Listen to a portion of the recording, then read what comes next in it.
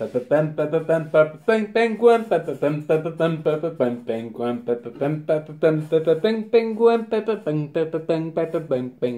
pas d'où elle me sort cette chanson là, mais elle trotte dans ma tête dès que je vape sur la pingouin. Bonjour à tous et à toutes, j'espère que vous allez bien, très bien, c'est Nasvap pour une nouvelle vidéo pour faire la partie 2 de la Penguin. Dans la partie 1, j'ai fait l'unboxing complet et je l'ai essayé avec la résistance en 0,6, donc le lien sera en dessous dans la description et dans le commentaire épinglé. Cette partie 2, c'est pour tester la résistance en 0,25. J'ai aussi fait d'autres vidéos sur la Penguin pour les problèmes de dry heat que l'on rencontre assez souvent selon le lot de résistance. Puis une autre vidéo aussi pour avoir un tirage serré. C'est une superbe astuce de bricoleur, un bricolage à la portée de tout le monde. Passons en plan serré pour le changement de résistance.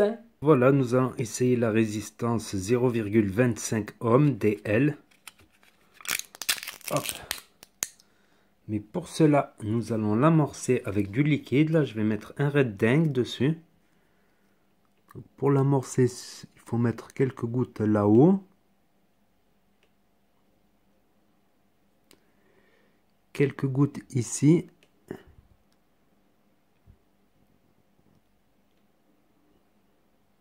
Et quelques gouttes là. Et là, on peut voir que la 0,25, elle a un trou bien plus gros. Ensuite, nous allons remplir le tank par ce trou-là.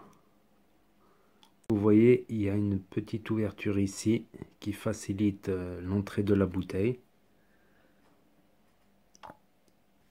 Ensuite, nous venons mettre la résistance que nous avons amorcée ici, de cette manière-là. Hop. Et ensuite, nous allons laisser reposer comme ça pendant environ 10 minutes à une demi-heure. Par sécurité, une demi-heure, mais 10-15 minutes peuvent suffire. Si vous aspirez fort sans appuyer au début pour faire remonter le liquide un peu. Donc voilà, le changement de résistance est effectué.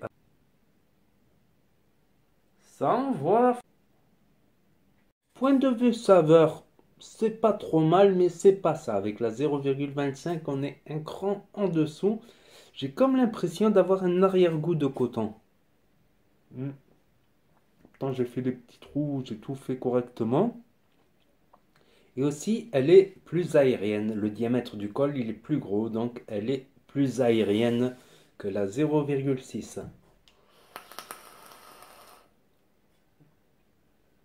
J'ai pas mal de recul dessus maintenant, vu que je voulais la tester à long terme. J'ai testé ces deux résistances.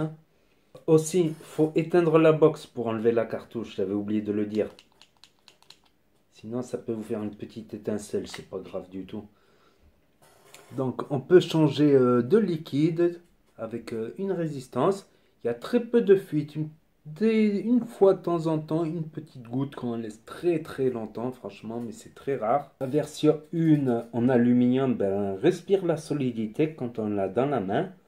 Quand on la voit en photo, tout ça, ça fait fragile et tout, parce qu'il y a tout le côté plastique, mais là, tout ce côté-là, elle est solide. Il vient de sortir la Dolphin. Donc après la Penguin, on a la Dolphin. Et c'est quoi le prochain alors? Le prochain, c'est la phoque. La phoque. Ne pensez pas phoque, ça me rappelle quand je parlais avec des Norvégiennes. Je parlais d'animaux, je leur disais un phoque. Phoque, c'est quoi phoque?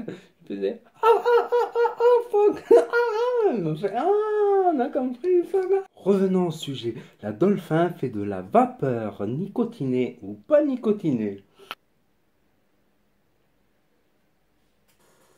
Je trouve ça va. C'est pas non plus le top des saveurs. Ce n'est pas non plus le TV8 Cloud Beast pour déclencher l'alarme incendie. C'est pas non plus un dripper saveur, ni certains reconstructibles, ni certains matos très avancés.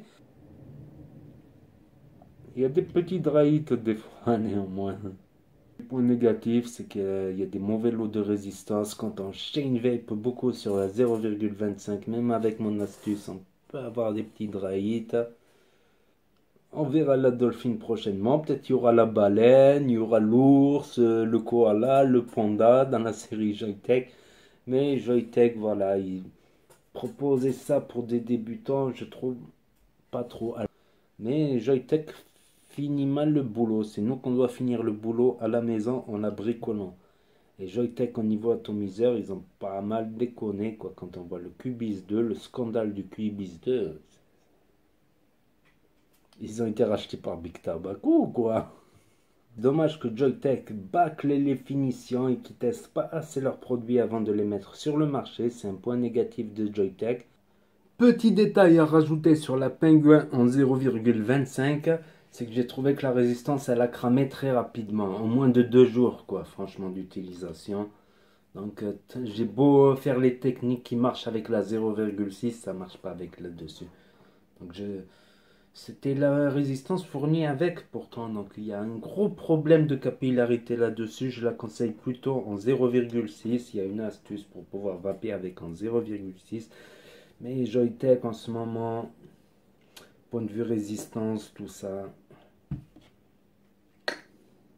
n'hésitez pas à mettre des pouces bleus, n'hésitez pas à commenter, n'hésitez pas à partager cette vidéo et à vous abonner et à cliquer sur la petite cloche pour recevoir les notifications sur YouTube. Et je vous dis à très bientôt les amis pour de nouvelles vidéos, revues et tutos. C'était Nasvap et n'oubliez pas que si le courant passe, ça va pas bien. Pingouin.